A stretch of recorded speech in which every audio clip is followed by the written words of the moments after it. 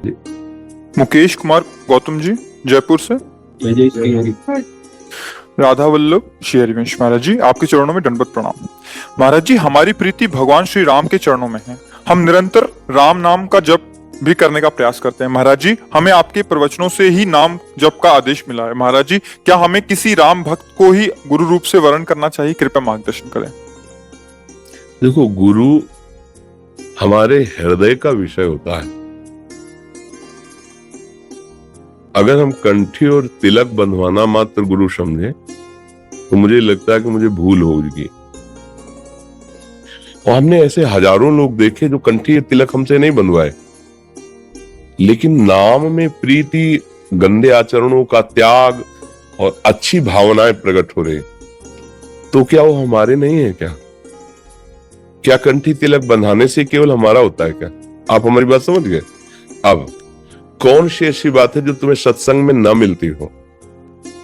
कोई ऐसी बात है जो सत्संग में ना मिलती हो? मिल रही ना? बस आप चाहे यहीं से बोला जाता है राम जपो, कृष्ण जपो, हरि जपो, शिव जपो।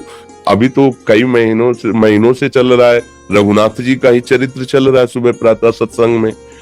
हमको भगवान नाम जप करना है, संत मुख से सुन लिया, कई बार कहा राम कृष्ण हरि, सुन लिया, अब जब कर। अभी आगे का भगवान का काम है। किसको मिलाते हैं, किस रूप में गुरु रूप से आते हैं, हमें नहीं पता। आप जानो, हमारे तो आप ही गुरु, आप हमारे इष्ट हो, वही मिला देंगे। वो जहां मिलाना तो तुम्हारे हृदय में एकदम आनंद आ जाएगा, शीतलता आ जाएगी और लगेगा यही मेरे जीवन धन है, यही मेरे गुरुदेव है, बात बन जाएगी। हम अपनी तरफ से दौड़ भाग करेंगे तो ऐसा ना हो जाए कि हम ना समझ पाए और फिर बाद में हमारी अश्रद्धा हो जाए तो हमारा जीवन रुक जाएगा, परमार्थ रुक जाएगा। तो हम ये बात भगवान के ऊपर छोड़ देते हैं, क्योंकि वो हमको भी जानते हैं और गुरु को भी जानते हैं। सब गुरुओं के गुरु हैं। आपको जिस गुरु से या जिस रूप में मिलना हो, आप हमारे पास, हम आपका इंतजार करेंगे।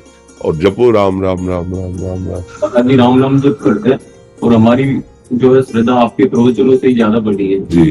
तो भाव बच्चा मानने का भाव है, मानने का है।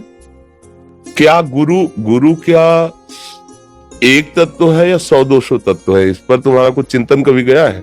गुरु एक तत्व है ना? हम मान लेते हैं।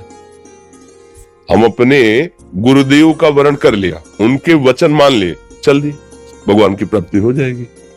अगर वचन नहीं माने तो बाहरी सब करने से अगर भगवान की प्राप्ति होती तो बहुत जल्दी सबको हो जाती। फिर क्या जाता है? ऐसा कहीं भी हमने नहीं देखा है, ना पढ़ा है और ना अनुभव में आया है। उनके वचन मानने से आया है। गुरु का क्या है? मोक्ष मूलम गुरु कृपा। कब? जब मंत्र मूलम गुरु वाक्यम। तो गुरु तो भगवान, ये कभी इंसान गुरु हो ही नहीं सकता। इंसान गुरु नहीं हो सकता, भगवान ही गुरु है। तो देखो, भगवान दे रहे हैं ना, राम राम बोलो। क्या दे रहे हैं?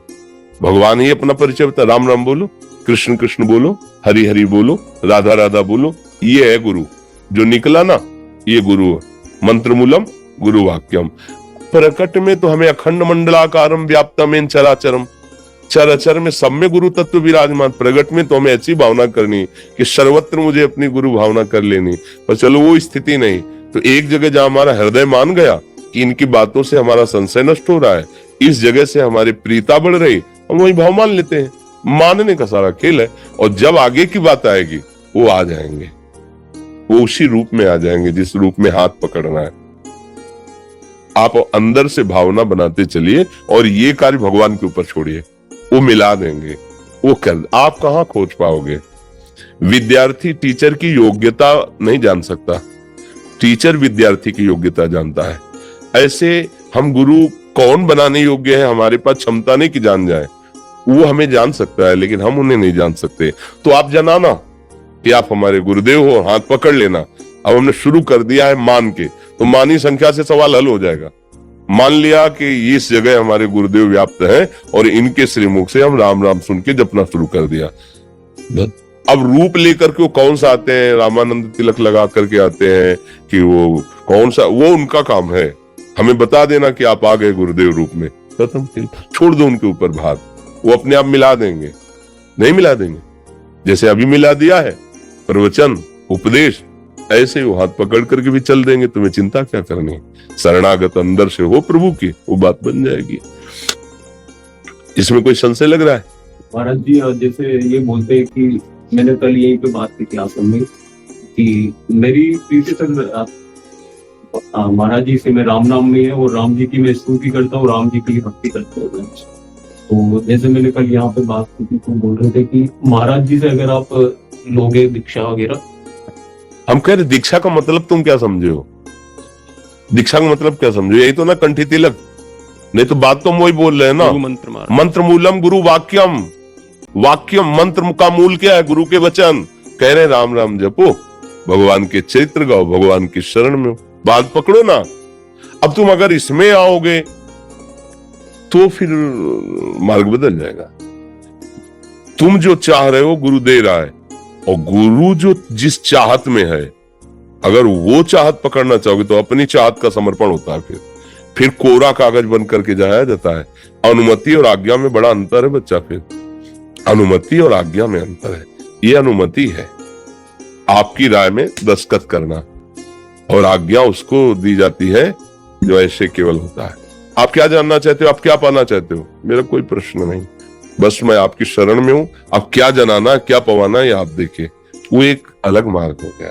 और इस मार्ग में वहीं तक पहुंचने के लिए कह रहा हूं। जब आप ऐसे चलोगे ना तो भगवान आगे का मार्ग खोलने के लिए वो आपको उसी रूप में मिल जाएंगे, आपको खोजना नहीं पड़ेगा। ये वचन मानो ना कि वो मिल जाएंगे, खोजना नहीं पड़ेगा। यहाँ आप उपाय कर रहे हो, उपाय मत करो, नाम जप करो, उनके ऊपर छोड़ दो, वो आ जाएंगे उस रूप में, आपको वरण कर लेंगे, या आपका संशय मिटा देंगे, या आपका संशय मिटा देंगे। वो उनका खेल है।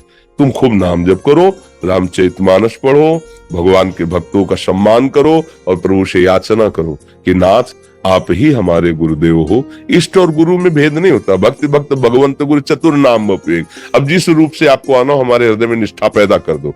अगर वो इधर निष्ठा पैदा कर रहे हैं तो समझ लो उनके द्वारा दी गई। यदि और कहीं निष्ठा तो उनके द्वारा, अभी उनके ऊपर छोड़ो, आप फाइनल में मत रखो। समझ गए? जी महाराज जी।